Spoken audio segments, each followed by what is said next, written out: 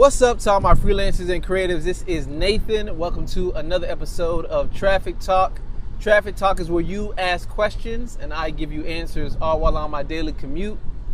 Right now I'm actually on a holiday and I'm traveling and it's raining as I do this road trip. But since I'm going to be here for a while, I figure why not answer some questions. So to give some context, I actually have a email newsletter list. And it's pretty awesome. It's called The Humble Hustle. And I'm just talking about all the things that I've learned and how I can help people. My goal for the newsletter is to help as many people as I can, personally, one-on-one, not to have an email list of 20,000 people and then brag about how many people I have. My goal is I literally have the time to answer everyone who's on my email list right now. So if you're looking to get any type of tailor-made answer or personalized answer to a question that you might have, you may want to jump on my email list. That being said, this question we're about to get into actually came from someone that I know personally, but they're also on my email list. His name is Kyle. Kyle Adams. He is an amazing and awesome icon designer, and he's done a great job with what he's doing thus far. He has a YouTube channel where he does tutorials and shows the type of work that he has. And he even has a little bit of vlogs on that channel. And he gives insight as to what's going on in his life as a icon designer and more. So, I just wanted to feature Kyle's question because he asked a very good question and something that I went through myself. So let's dive in and get some context. Where should I start when moving my business in a new direction? Currently, I offer icon design. It's something I'm interested in, and I have passionately shared this with others. But I realized two things. It's not the icons that motivate me, and I want to do more than push the idea of well-designed icons. I'm shifting my business to help other business owners develop unique and meaningful web experiences. What should I do? Because right now, I've taught nothing about icons and I feel a bit overwhelmed. Here's the problem. I have 4+ years of icon related messaging on my website and content. What should I focus on first now that I'm making this shift? So Kyle had a lot more to say, but just to give some context to some of what he was mentioning, he was talking about the fact that he specialized in icon design. And honestly, this is what allowed him to get noticed because he had a lot of illustrations, a lot of things in his mind.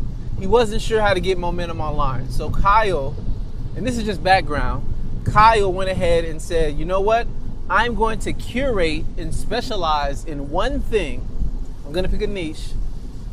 He's going to specialize in one thing so that people know what to come to him for. A lot of times as creative professionals, we don't want to specialize in one thing because we don't want people to put us in a box. However, if we don't specialize, people don't know what to come to us for because it looks like we do everything. And they don't know the one specific thing that we're an expert at. So Kyle shifted in the past and he did that. It was about icon design. But now he's seeing that a lot of his passions and things that he wants to, in a sense, fix or make right in the world are all centered around creating good web and user experiences. So Kyle's wondering what should he do first because he has all of these icon design things that are out there. So the one thing that I'll say, Kyle, just to specifically speak to your question is, I think you've done a great job of what you've done in the past, and all of that is good information and will be useful. Don't think that what you've done is a waste by any means, because everything that you've done builds and shows your expertise and that you've been growing throughout the years. I was just thinking it was great that you asked this question because I'm actually creating a conference talk about how a freelancer can get bigger clients and work with different people. And some of what I'm about to say is coming from that talk. So it kind of just matches up perfectly with what I've been thinking as well. So it's a good thing. But the one thing I want to mention to you is specifically this. I went to your website and I saw some of the messaging and everything, and you talk about making interfaces that have a human interaction. So in other words, you're trying to say you make things not so stale. Your icons make things a little more fun, and they connect with people. I see that.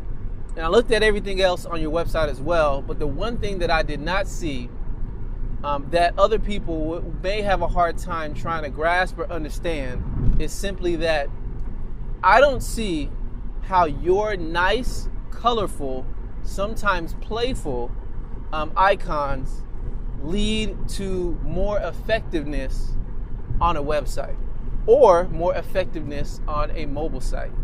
You talked about that you want to focus and transition to making good web interfaces. And as you know, every website has a specific goal. And every website has something that they desire a user to do. In your case, I believe you would benefit greatly by writing case studies. Now, I did a video about how to write case studies, but I also saw on your website you do have case studies. You've already written some. Now, I did see on your website you do have case studies. But the one thing I was looking at that was missing from the case studies is I didn't see the results. I saw that you started with a sketch, you had many different designs, you had many different iterations, you created something, and at the end of what you created looked beautiful, but I didn't see the result of that. Okay, you have a beautiful icon. What did that actually do? And in your case, I know specifically that you created many different icons and many different designs for landing pages on SeanWest.com. I also know that you created many different icons and illustrations for images and pictures that were used on the Sean West blog. So since that's the case, the thing that I would make mention of there is simply this.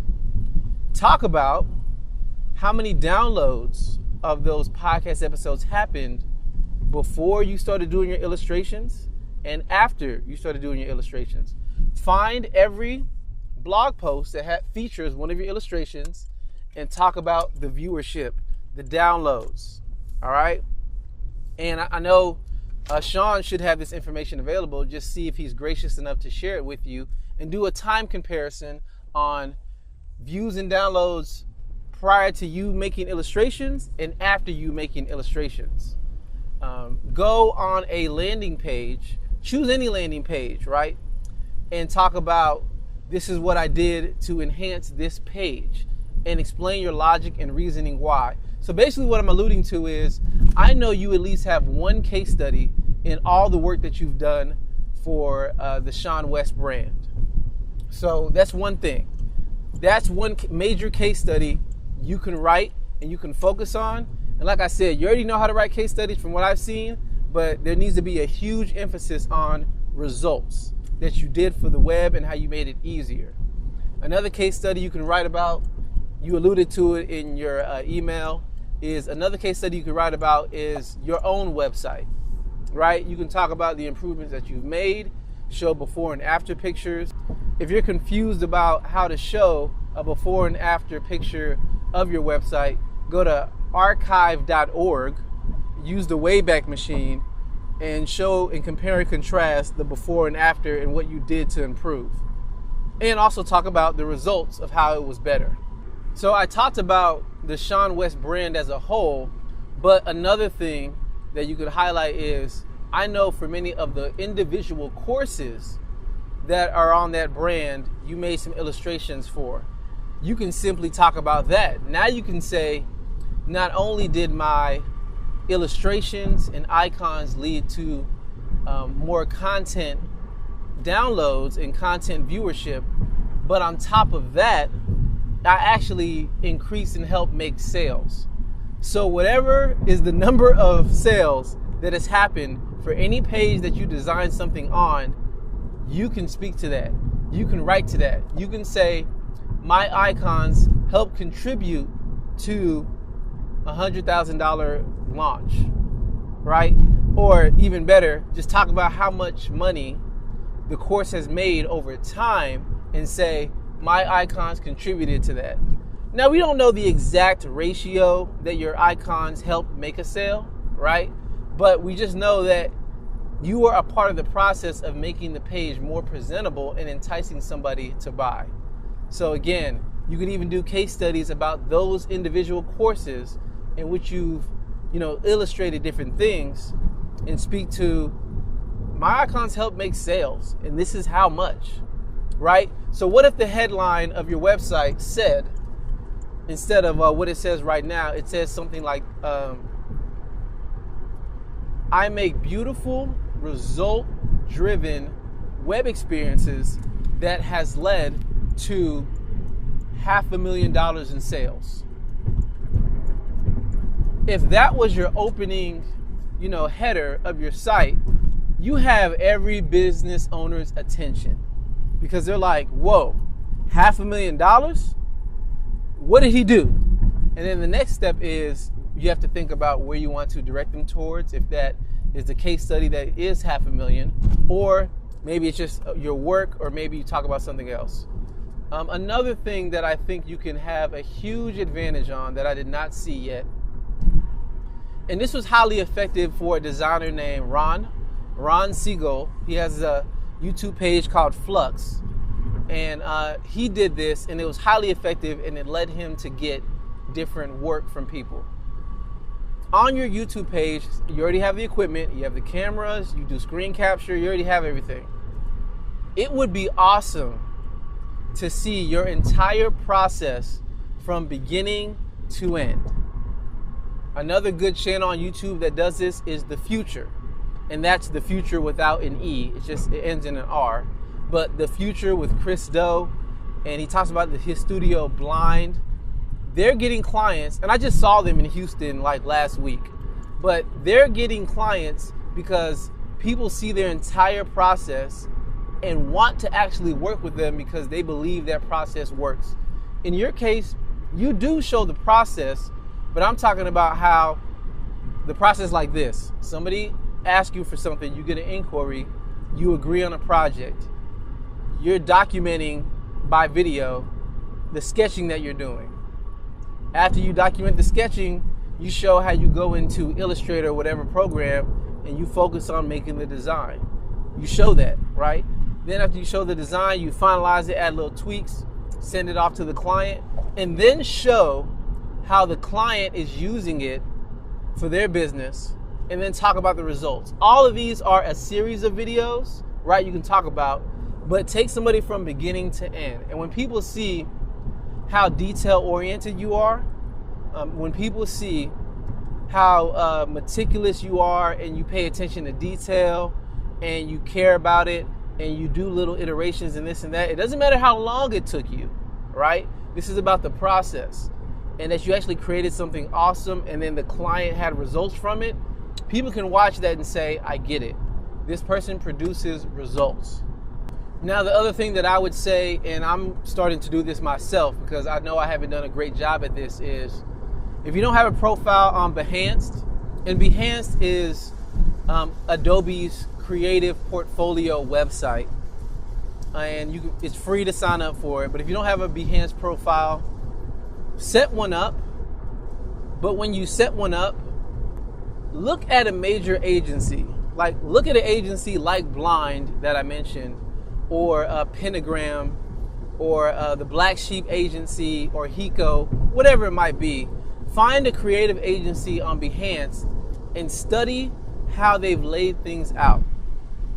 And literally emulate and imitate exactly what you see. So if you see them do things a certain way with icons, do the same thing, right? And the reason I'm saying this is I saw a lot of your icons on your website and they look awesome, but I did not see them in its native platform. Are these icons illustrations on a page? Are these icons for a web app? Are these icons for a mobile app, right? Is this an icon that is the main icon for the app itself? I wasn't sure. I don't know. Are these icons that were used all throughout a site, right? Because I work in for my day job, I work in the healthcare industry, And it's hard for them to find icons because they're like, I don't know how to find an icon for oncology, right? But in your case, you could create an icon set just for the healthcare industry, but you'd have to show how they would use it, right? Because they don't know. If you just gave it to them, they're like, okay, what do I use this for? But you could show them. So again, that's another thing that you could do. A portfolio, but emulate agencies. And the reason why I'm saying that is people need to know your work quality and your results is just as good as any given agency that's out there. And another reason why I said to lay it out like that is agencies are looking for illustrators. Illustration is hot right now. Like, it's literally exploding. Like, illustration is exploding right now. So since that's the case, if you lay things out like agencies normally do and they come across your profile, they're like, oh, this guy gets it. Like, the work that he does is similar to what we already do. Let me hire him, right? So that's another reason why I said to lay it out in that manner. And this episode has been a little longer just because I really want you, Kyle, to do exactly what you're passionate about and for people to see your talent and your skill. The last couple of things I'll say is this. You've been focusing on icons. Icons is just a subset of illustration. So I'd probably say in terms of your specificity, like back up one level. Talk about how you do illustration. You know, you're a designer that uses illustration to create memorable experiences on the webs that has results like fill in the blank. That's what you do. And if you helicopter up one, I'm seeing a lot of websites focused just on illustration. I just was on Dropbox the other day, illustration. I was on Basecamp.com the other day, illustration is on their page. Everywhere I look, illustration is popping up. I went to the Stripe.com site, illustration. Everywhere you go, illustration is popping up, and it's popular right now. So since that's the case, talk about how you're an illustrator. Mackenzie Child, who is also a web designer, but he learned illustration and he focused on illustration, and that's his main thing right now. Even Podia.com, that's the site that he designed. And if you look at it, it's literally just, you know, text and information, his illustration. It's all over the place. So right now, currently, illustration is popular, and I'm a web designer. So me and you could even collaborate. If somebody said that they were looking for illustrations, I could easily lay things out. That's no problem. And all I would need is to say, you know, Kyle, here are some illustrations that you need to make them look like this. And you're really helping and enhancing, you know, the website itself. So that's what I'd say. You're more of an illustrator, and you just use your illustration to get people to take desired action, and it produces results. So helicopter up one, use your same skills, but for web illustrations. And there's tons more of examples that I can give, but I referenced a few things. I'll put that in the description below just so that you have it to look at. And the final thing I'll say, because I am talking completely too much, the final thing that I will say is this. You know, take your time. You won't be able to do this overnight. You know, so the main thing that's the most important of what I said is the case study thing. The two things I mentioned are most important is case studies, but focus on results, and then as well as changing your specific messaging later on to be around illustration, but that's after you do the profile on Behance, right? So do those two things, and you can start pointing people to see your work and see your case studies. And the headline I came up with is actually, I'm not trying to brag, I think it's pretty good. So if you go to the Sean West brand and find out how many sales you helped influence, if you put that in your headline, you got anybody's attention. But yeah, the last thing I just wanted to say was, I believe that very soon you'll have a new addition in the family at the time of this recording. So I would say, you know, take your time. Just do whatever work that you can. You know, a long journey always begins with one step. And I can definitely say I've been making videos on YouTube for like 2.5 years now. And just now, a lot of people are starting to take notice. But I've been doing this for 2.5 years. And it wasn't about what I did, because I wanted to do a lot more. I wanted to do daily videos. But when I looked at my schedule and I looked at my time, I said, you know what? I have time for at most 1 to 2 videos a week. That's it. And that's okay. As long as I'm consistent, it will build up over time. And then the same thing for you. Just focus on more content that shows the process and results. And if all you have time for is 2 to 3 videos a month, that's it. That's okay. As long as those videos are of high quality and show off your skills in the process, you're good. Because if people see a whole bunch of content, they don't know where to start either. They don't know what to look at, where to start. So make your videos of high quality, of the style that I talked about. And you still have as a benefit all of your past videos about icon design and things like that. So people see you're not a rookie. So I think that's to your advantage. If you've been doing all these things for 4 years or so, people see this guy's an illustrator. He focuses on results. He gets it. He's not a rookie. I see 4 years of videos here, and they can so choose to watch that if they want to. And let's be honest. If a designer has been grinding and doing work for 4 years or 4+ years, he's going to get better, right? So even if they see your old work, it can help encourage them to know, okay, this guy's getting better over time.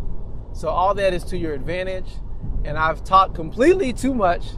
If you want to talk more, just reach out to me. We can talk and dive into more details. But yeah, so thanks for checking out this episode. I greatly appreciate it. If you have any questions to me, similar to what you just saw in this episode, hop on my newsletter and ask the question, because those people are getting priority right now. And I would definitely do my best to work it into the show. All the different references and things that I mentioned, I'll put them in the show notes and in the description below, just so that you have it. So thank you again for taking the time to check out this episode, and I will catch you in the next one. See ya.